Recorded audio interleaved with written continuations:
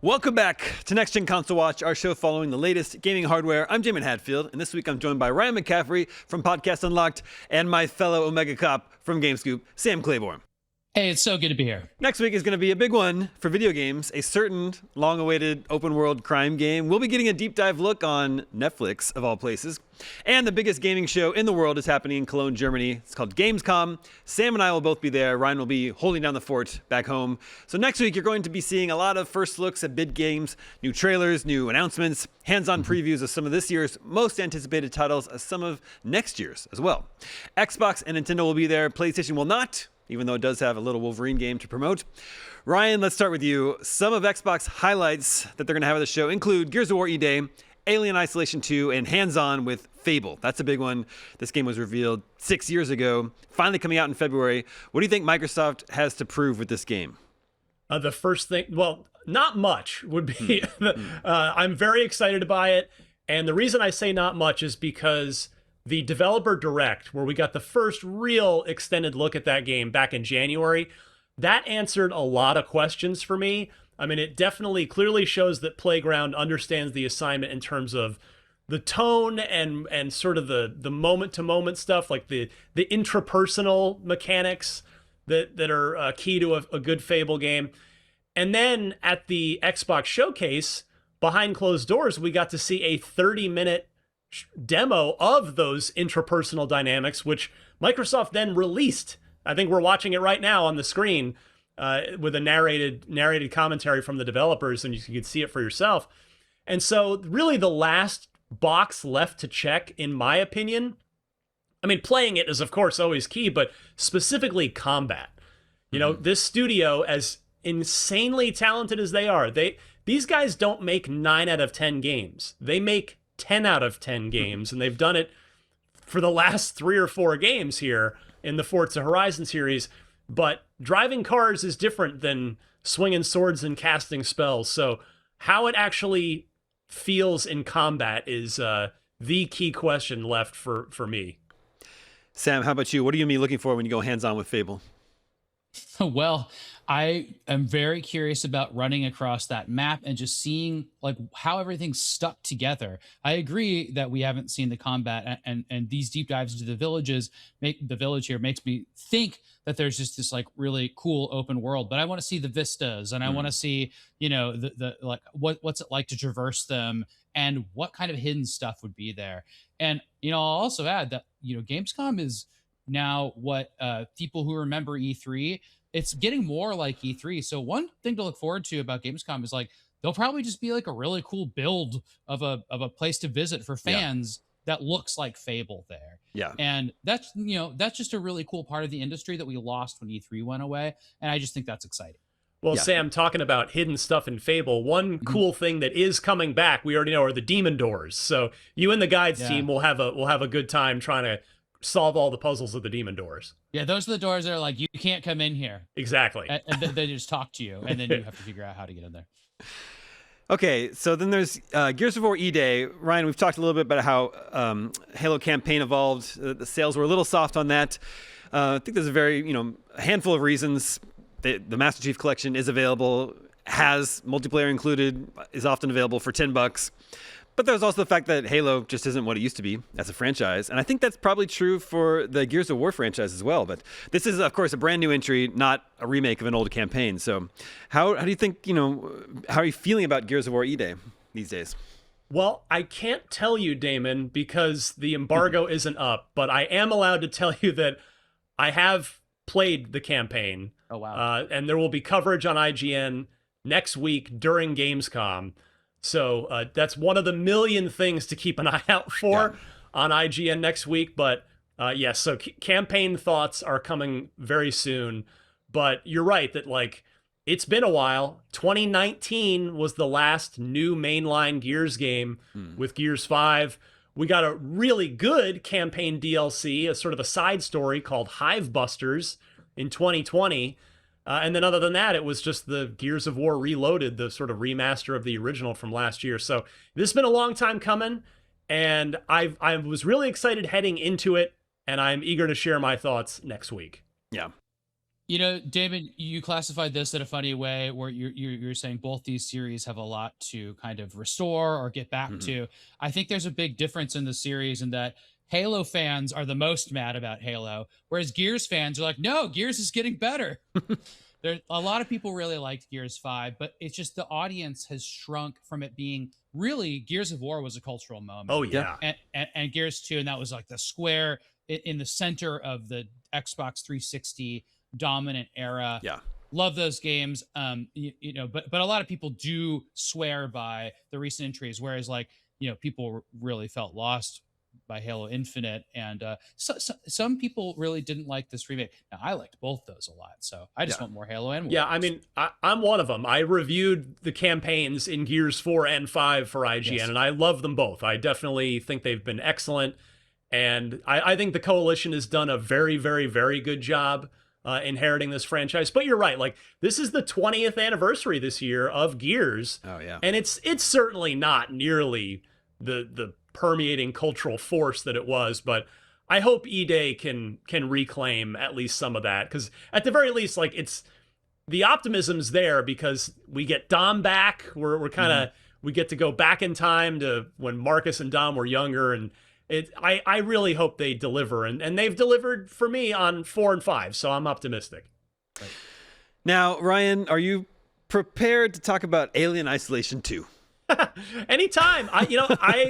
I am very much looking forward to playing it. I know the internet's not looking forward to me playing it, but no, I'm looking forward to playing it. I've said, I mean, it's become legend at this point. It's taken on a life of its own, but I said in that review, and I stand by this, the first like 4 or 5 hours of that game are awesome. And then it just goes on for about 10 hours too long, and starts to drag in a number of ways. But yeah, I'm really curious to see this come back after so long. And How would you like it to go on for 20 more hours in a sequel?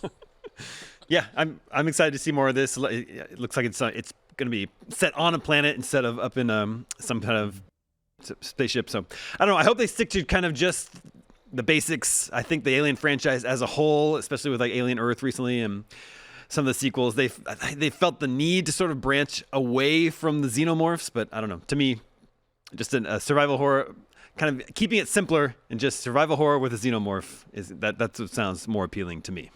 Yeah, people making bad decisions. Well, yeah. Xenomorph killing them. Yeah, that's always going to happen. Xbox also has Stranger Than Heaven. RGG Studios seems to be very similar in vein to the Yakuza games. That's out in January. That one looks cool. That'll be at the show too. Xbox has a few other games. I think those are the big heavy hitters. If we turn our attention to Nintendo, Sam, let me list off. This is the Nintendo's full lineup. Let me know if it sounds like anything is missing from this list. Nintendo is going to have 007 First Light, Call of Duty Modern Warfare 4, EA Sports FC 27, Metaphor, Refantatio, Minecraft Dungeons 2, Nintendo Switch Sports Resort, Orbitals, the expansion pass for Pokemon Pokopia, and Splatoon Raiders. Yeah, please be excited. Several of those games are already out. Already out. Yeah. In Nintendo's defense, these are they are, again, will show up with a big booth and they allow a bunch of people to play the games that they want to push this fall. That's kind of the purpose of this, and it's kind of an interesting mix of games that are already out and games that are completely out. However, I will point out that they said at the bottom of their post about that, this is Nintendo of Europe. Posted that game list. They also said you can play these games and more. Maybe that and more is collect stickers. Yeah. But maybe, just maybe, it would be a game like Fire Emblem Fortunes Weave or the Zelda Ocarina of Time remake. Now, we haven't seen much of Zelda at all, right? We've got a little teaser and then a lot of leaks. And I don't know if they're prepared to show this in any other capacity yet, because I think they're going to wait until their now legendary repeated offering, their Nintendo Direct of September. It's just such a regular thing now, you can count on it. Yeah. Yeah, maybe. I mean, Fire Emblem is out less than a month after Gamescom. Now I can see maybe a turn-based strategy game doesn't demo well to just walk up to on a show floor and jump into. What about Pokemon Pokopia? Yeah. There's that. You're gonna go water a bunch of dirt. Yeah. Hey, come on over, get in line. But I mean, I'm a little surprised. You know, like, think if you talked about how this is kind of filling a void that left by E3. Nintendo really blew it up with Breath of the Wild. You know, back in the day, built out in their booth. You know, it's a remake of Ocarina of Time. It just seems like Nintendo is not making sufficiently big enough deal about it. You know, when it's supposed to be out in 3 months now, and I don't know, a remake of what some consider the greatest game of all time. You're gonna bring it to the show so 300,000 people can check it out? Nope. Mm-hmm. And what is it going up against? It's going up GTA, right? Yeah. There's like everything here should be saying that we should know more about this game. You know, to your point, the Nintendo used to do these big themed booths, and usually they had a theme. One year is Mario Odyssey, and it was just like that big hat singing a song over and over again. And another year it was Smash Brothers. Another year it was just an entire booth dedicated to Zelda. That's, again, back to the builds and how fun it is to go to these events for, again, the public. This is not just for press and industry. It's the public. It would be cool if it was a big Zelda theme. Hopefully they'll have some kind of Zelda presence there. But I really do think right after Gamescom, we're going to hear, you know, the Zelda release date and price. That's the big thing we want to know about the bundle. Things like that we don't know yet. And there's plenty of other things they could announce still at Gamescom or beyond. I mean, I'll say, Damon, that, you know, our friend Jeff Keighley, who puts on the opening night live showcase, which you guys will be over in Germany. I'm going to be down in LA in your chair there, Damon, actually hosting our post show for that. So I hope everybody will watch along with us and tune in to see all of our reactions and analysis. But Keighley has gotten some big Nintendo stuff in the past. Like, he got the first footage, or he got some gameplay from Breath of the Wild, right? Way back in the day. So he's had Miyamoto introduce stuff. So, you know, there's an outside chance. I think Sam, you're probably certainly correct that it's going to be a Nintendo Direct that shows us gameplay and the release date. But there's an outside chance that Keighley's pulled something off here, and maybe we get a release date trailer for Ocarina of Time at opening night live. Yeah. Another thing that is not at Nintendo, but was there last year, is Elden Ring Tarnished Edition, which I think is interesting. It's out that week, and it was actually supposed to be out last fall, but then we played it at Gamescom last year, and we're not super impressed. It was a bit of a mess, so they delayed it, and now it's coming out this week, but they don't have it on the show floor. So I don't know if that's a vote of confidence or not. This is the Switch 2 version. This is the Switch 2 version of Elden Ring, yeah. Well, what I would say is for From Software's new thing, the Duskbloods Switch 2 exclusive, we have a preview, hands-on preview of that on IGN right now. We sent one of our editors, Michael Hyam, over to From Software in Tokyo, and he brought back a big old preview. So I encourage everybody to go check that out. Awesome. Yeah, I mean, I think you hit the nail on the head there. There's maybe no reason to bring it to Gamescom, but it also could appear in another booth that's not Nintendo's, right? Well, yeah, it could be at FromSoft, sure. But I do think, you know, again, over 300,000 people will go to the show, and if you let people play a game that they could buy right then, I think that would be a reason why you might want to take your game there. Well, they're just gonna have to play Splatoon Raiders. Yep, Splatoon Raiders. We're burying the lead here, Sam, because the next Mega Man game is going to be playable at Gamescom next week. Unbelievable. And the next big Capcom hit. I mean, what a year it's been for Capcom so far. Oh, yeah. Resident Evil Requiem, Pragmata, Onimusha is out very soon. That will be at the show as well. And yeah, Mega Man, we don't know when that is coming out. Doesn't have a release date. I would guess it's going to be next year. But yeah, it's called Mega Man Dual Override. And this is interesting because other than just existing as a new Mega Man game, we don't know anything else about it. Yes. Sam, I think it's interesting that it's not Mega Man 12. Yeah, that, I mean, you know, do we know then what type of platformer it is or anything like that? Like that's all to be answered. That's why I wonder if it's something. Is there is it Mega Man with a twist?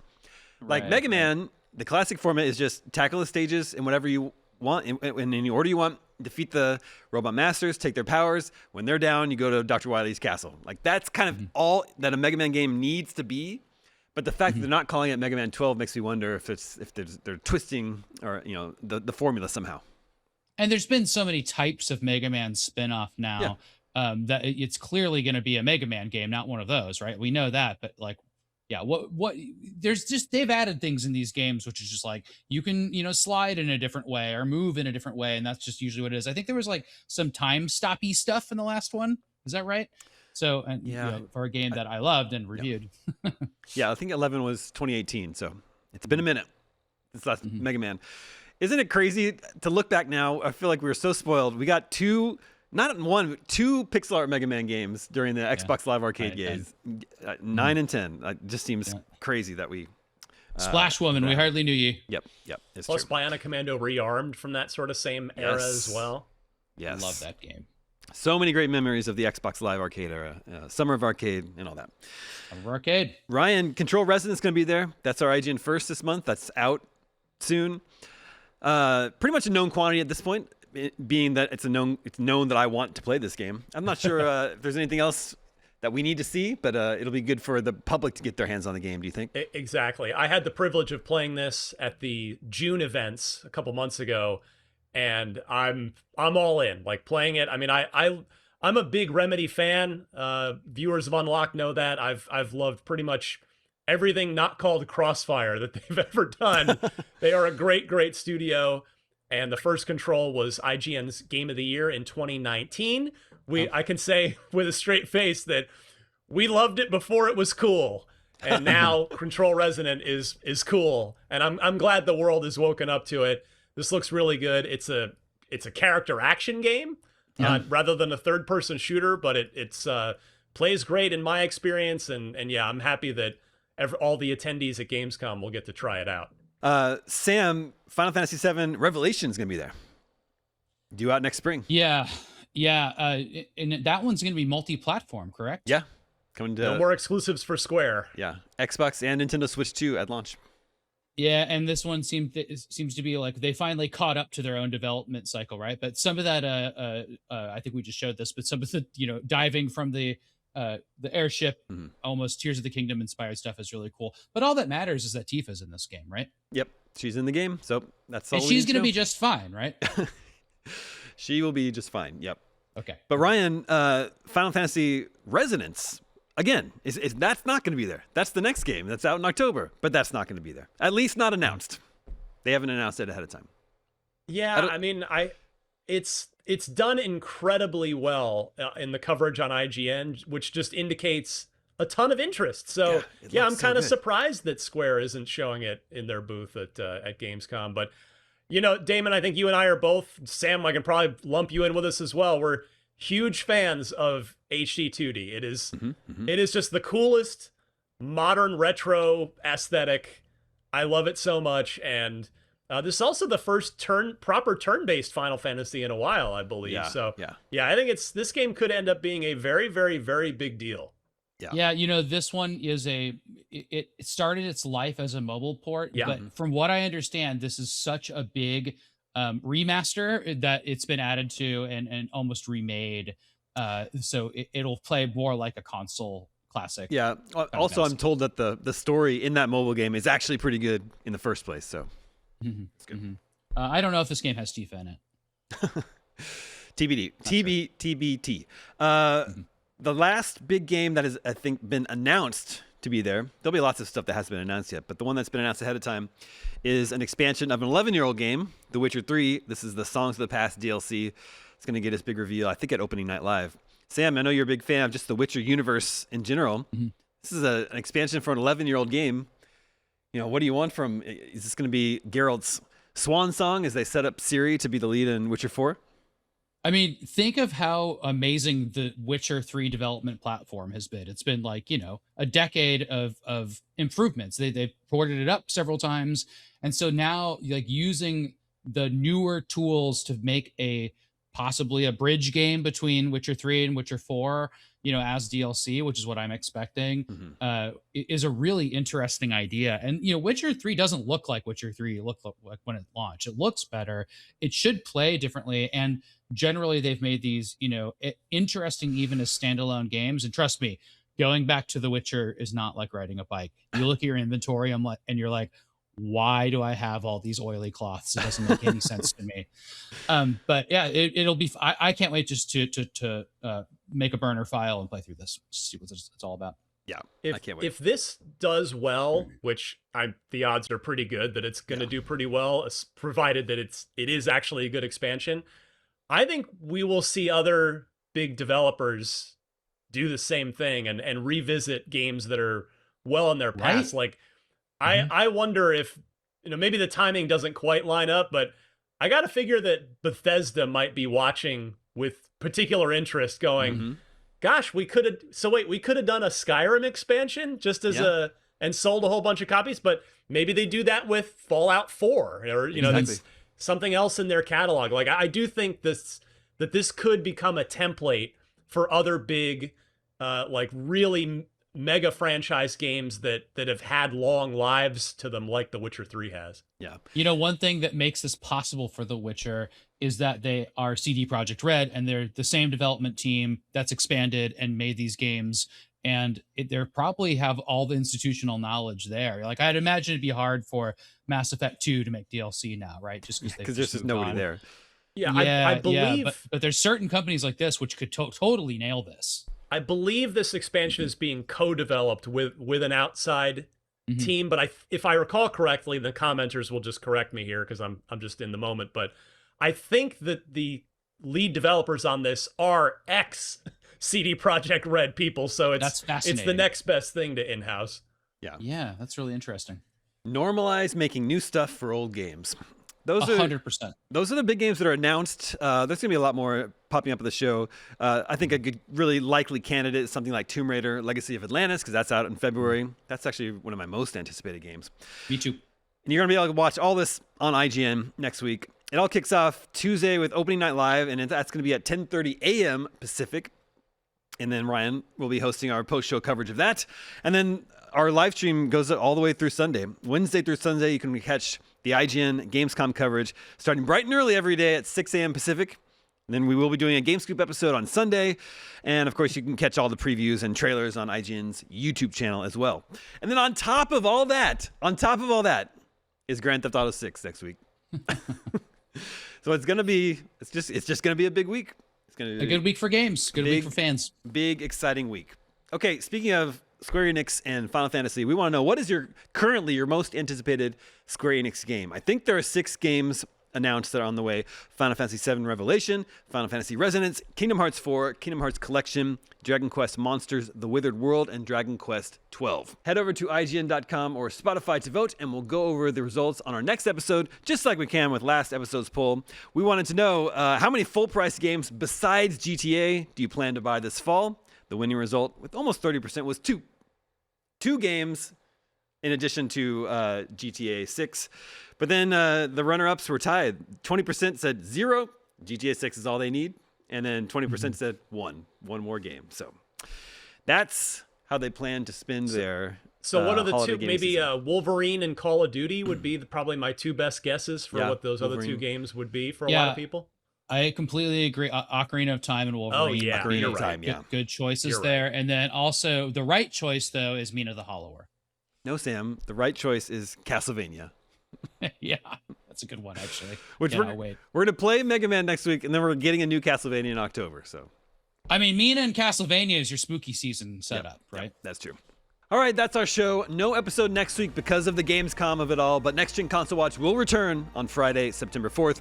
Thank you to Ryan and Sam. Thank you to everyone working behind the scenes to make this show possible. My name is Damon, and we'll see you in a couple weeks.